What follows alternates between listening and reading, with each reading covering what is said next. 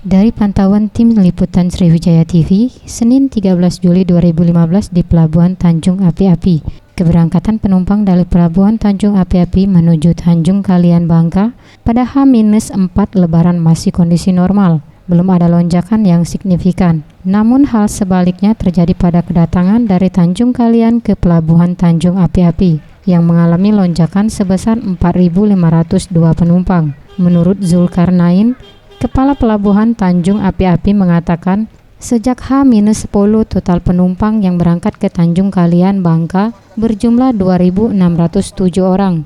Namun hal sebaliknya terjadi untuk kedatangan penumpang dari Tanjung Kalian ke Pelabuhan Tanjung Api-Api sebanyak 4.502 orang penumpang.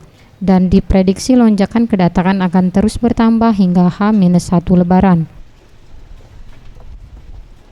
Nah, untuk penumpang yang berangkat dari Palembang apa dari Tanjung Api ke itu masih kategori normal gitu, masih bisa normal.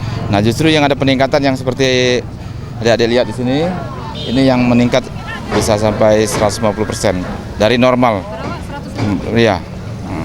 Biasanya berapa, Pak? Biasanya paling itu kan paling 200-an.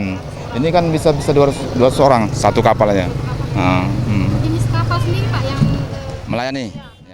Ia menambahkan, 5 kapal yang disiapkan untuk membantu kelancaran arus mudik, 4 diantaranya berjenis kapal Ro-Ro atau roll-on, dan 1 kapal LCT.